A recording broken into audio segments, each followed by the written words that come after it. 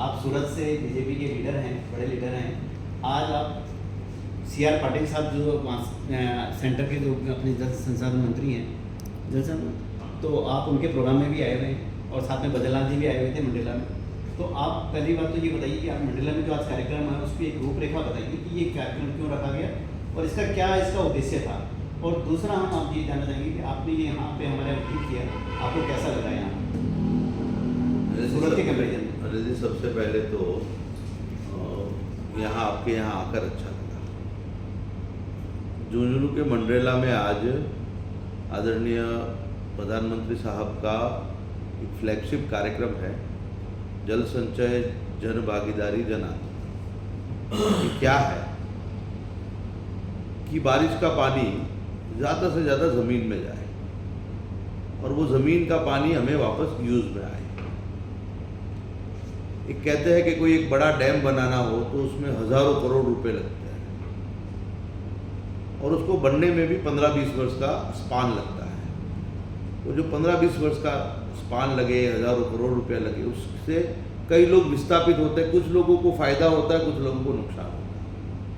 परंतु कुदरत ने जो हमें बारिश दी है, उस बारिश के पानी का अगर हम संग्रह करेंगे, वो पानी बहकर नदियों में, नदियों से समुद्र में, समुद्र से हमारे पास से दूर न जाए और हमारे काम लगे, उसके लिए आदरणीय नरेंद्र भाई मोदी साहब ने जल संचय जन भागीदारी जन आंदोलन कार्यक्रम दिया। और उस कार्यक्रम में आदरणीय सीआर पाटिल साहब जो भारत के जल शक्ति मंत्री हैं, उन्होंने उस कार्यक्रम को, उस बात को एक नया स्वरूप देकर एक देशव्यापी कार्यक्रम बनाया। और विशेष करके राजस्थान के अंदर पानी की क्या वैल्यू है वो राजस्थान वासियों को अच्छे से पता है। आदरणीय सीआर पाटिल साहब क्योंकि सूरत में रहते हैं, सूरत के वो सांसद भी है, राजस्थानी परिवारों के साथ उनका खूब मिलना जुलना है, तो उसके कारण से उनको पता है कि राजस्थान में पानी की क्या पीड़ा है। सूरत में, सूरत के आसपास में, गुजरात में बारिश का पानी संग्रह करना, ये हमें आदरणीय नरेंद्र भाई मोदी साहब ने आदत डाली। और उस आदत के कारण से हमारा सौराष्ट्र जैसा एरिया, हमारा कच्छ जैसा विस्तार, बनासकांठा जैसा, जहाँ बारिश होती नहीं थी, बारिश होती थी तो लेकिन वहाँ पानी की इतनी कमी रहती थी कि वो भारत के डार्क जोन में वो जिले आते थे। आज वो पूरे ग्रीन जोन हो गया। आज गुजरात के अंदर एक भी डार्क जोन जिला नहीं बचा। उसके पीछे कारण आदरणीय नरेंद्र भाई मोदी साहब ने लोगों में जन भागीदारी के माध्यम से आदत डाली पानी बचाने की। उस बात को आगे बढ़ाते हुए कर्मभूमि से मातृभूमि अभियान के अंतर्गत पूरे राजस्थान में लाखों की संख्या में रेन वाटर हार्वेस्टिंग के शाफ्ट बन रहे हैं। आपके झुंझुनू जिले में हमारे भाई कैलाश जी के नेतृत्व में बहुत सारा काम हुआ है। उसी श्रृंखला में आज मंडरेला में सूरत के उद्योगपति अनिल जी रूंगटा, जिनका गांव है मंडरेला, वहाँ पर कैलाश जी के और अनिल जी के प्रयासों से आदरणीय नरेंद्र भाई मोदी साहब की ये जो योजना है, उसके लिए एक विशाल कार्यक्रम हुआ, जिसमें राजस्थान के यशस्वी मुख्यमंत्री भजन लाल जी और श्री सीआर पाटिल साहब उपस्थित रहे। 15,000 से ज़्यादा लोग पानी के लिए, एक कॉज के लिए, और ऐसा कॉज जो लोगों को जीवन देता, ऐसा कॉज जो रीयूजेबल है, ऐसे काम के लिए सब लोग इकट्ठा हुए और आज वहाँ 10,000 रेन वाटर हार्वेस्टिंग के शाफ्ट बनाने की उद्योगपतियों के द्वारा घोषणा हुई।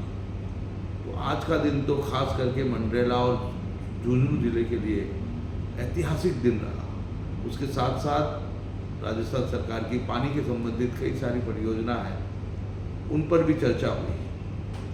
आज का दिन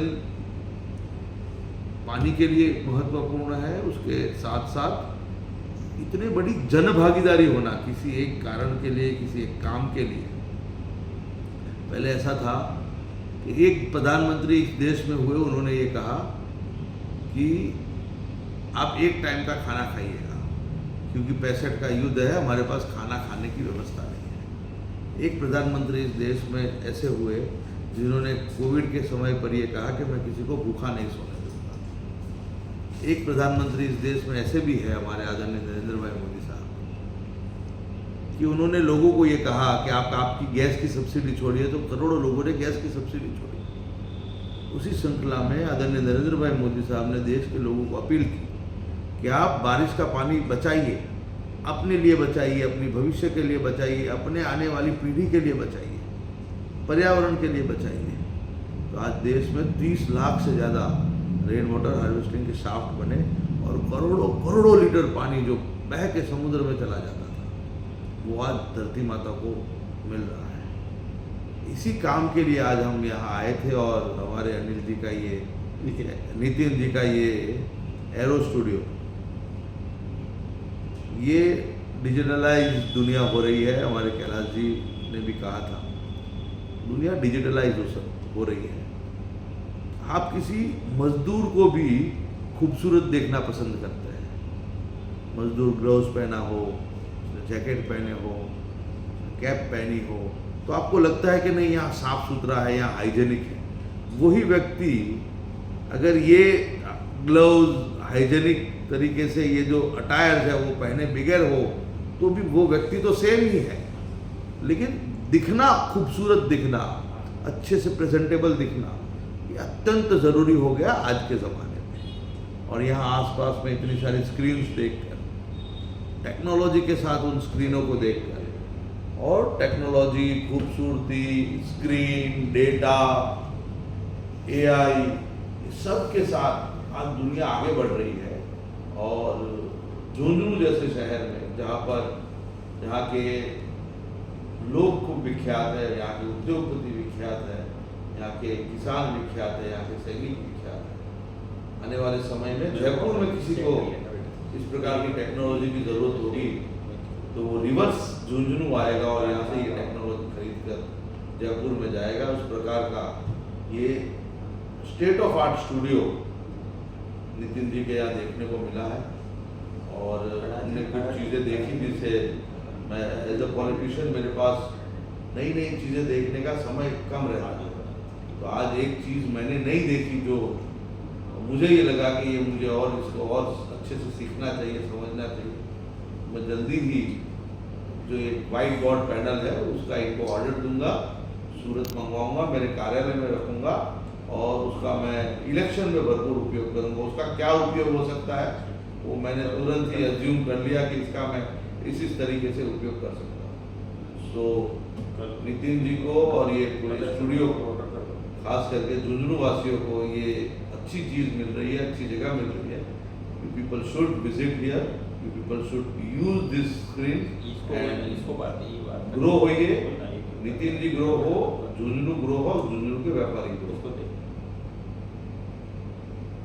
बहुत अच्छा बोला आपने, बहुत अच्छा लगा आपको। अच्छा, ये एक और मैं, मेरे को याद आ रहा है पानी के जल संग्रहण को लेकर, सूरत के एक एरिया के व्यापारी हैं, उन्होंने, जिन्होंने अपने बच्चों की शादी में मकान गिफ्ट किए, गाड़ियाँ गिफ्ट करी, उन्होंने भी पानी के ऊपर उन्होंने काफ़ी अच्छा काम किया है। उनका नाम मेरे को याद नहीं आ रहा है। सौजी भाई, सौजी भाई, उनके बारे में बताइए।